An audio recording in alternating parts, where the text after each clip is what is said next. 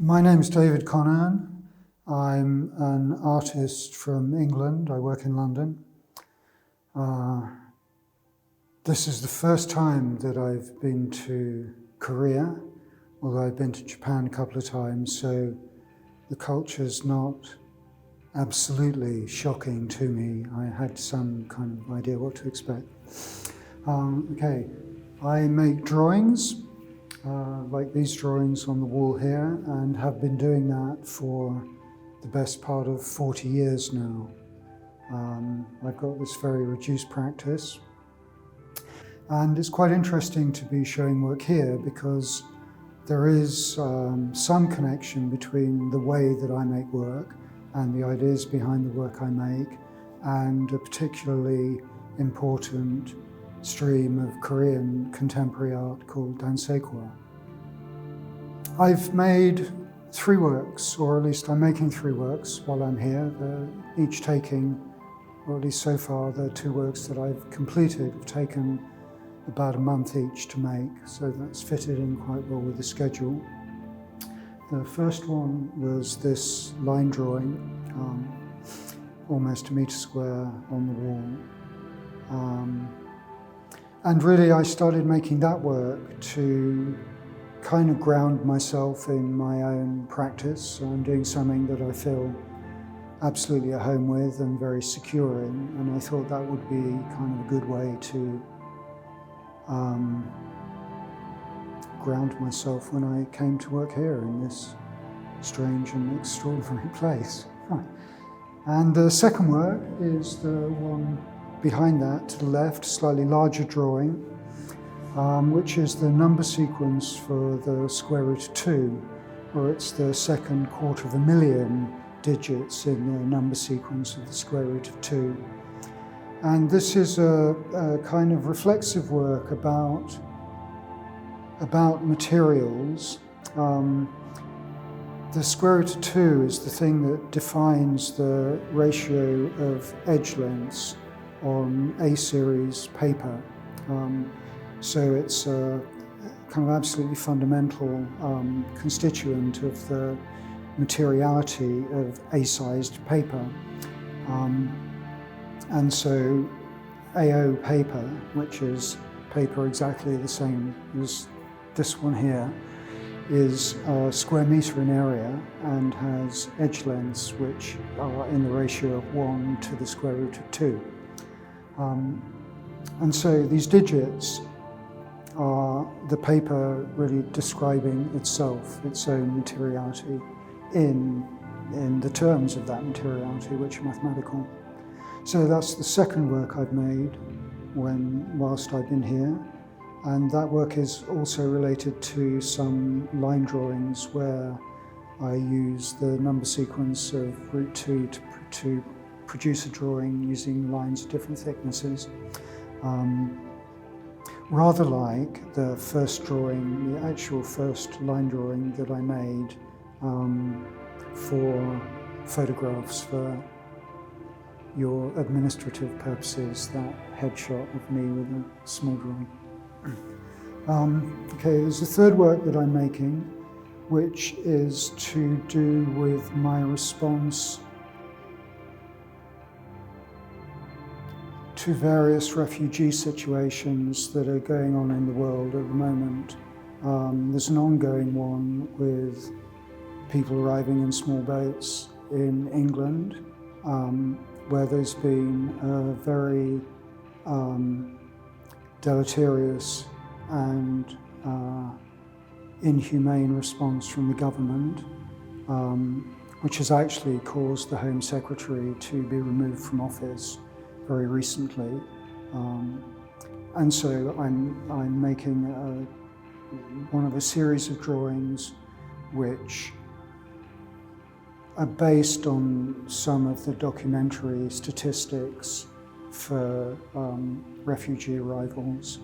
And the way that I make those drawings is by inventing signatures for the people who are incarcerated by the Home Office and whose identities are suppressed and kept out of public view. I'm doing this because I think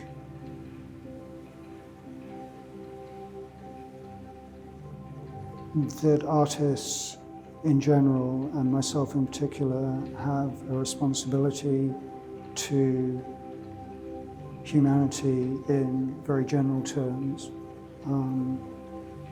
and that it's important to make some kind of acknowledgement of important issues that go on around you as they happen. So those are the three sorts of work that I've been making while I'm here. I think that the most difficult aspect of being here for me is actually not having Korean language. I think that puts a lot of strain on people that you communicate with, and it puts a lot of strain on you because you've got to be very reticent and you've got to be prepared for a certain degree of isolation that comes from not being able to use your language the whole time. In some ways, I kind of had prep for this by doing silent meditation retreats because you get used to not talking and you get used to reading people's body language pretty well, which can be quite comforting too. But so in brief, that I think the most difficult aspect of being here for me has been the language thing. And there's only a limited amount of stuff you can do towards that. You know, you need at least a year to get a decent amount of Korean to be able to communicate, and I just didn't have that time. Yeah, I've seen a lot of art from quite a lot of different perspectives too. My wife works in the National Museum, so I get to hear a lot about the internal goings-on of the art world at kind of National Museum level, in all its kind of remarkable chaos.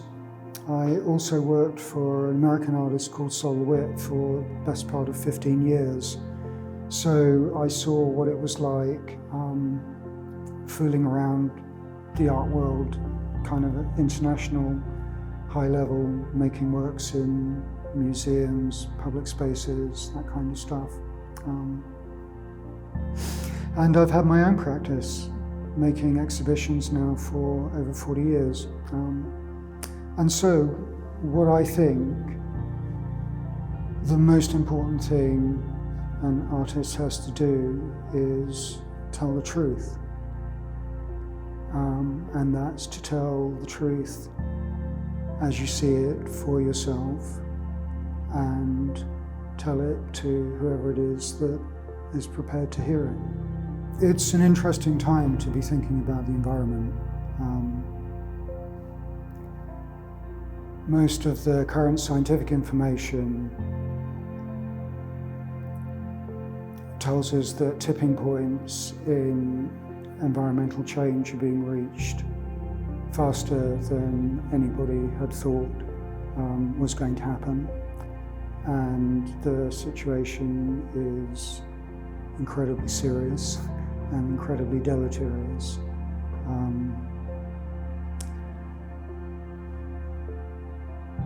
So being here kind of really brings that realization home, because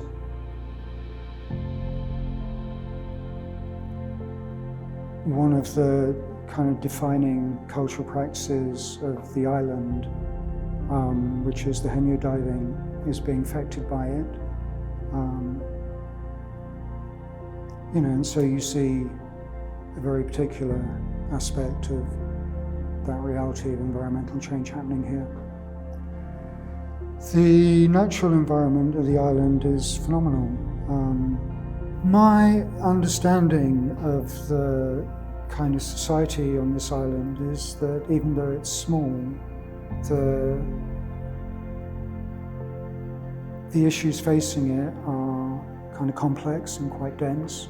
So I don't think there are any easy answers to the future of this place. It seems to have a demographic trend which is going down, and I don't know whether or not that's going to stop.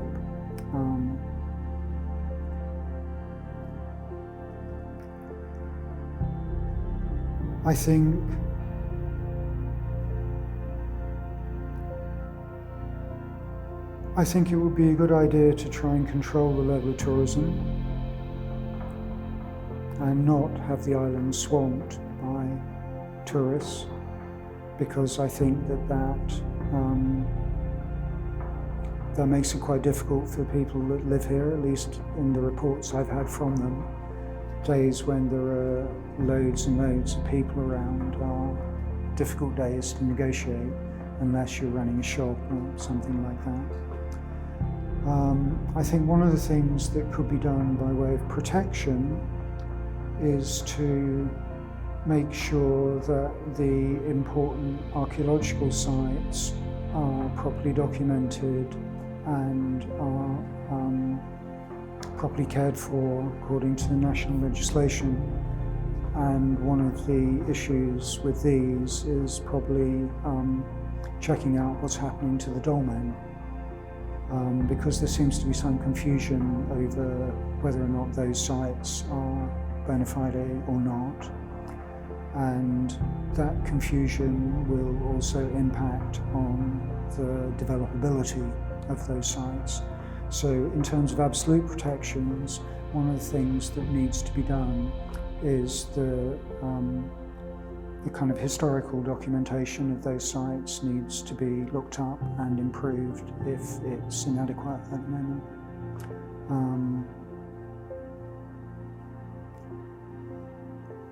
The natural world here needs to be protected in all the ways that national legislation protects it.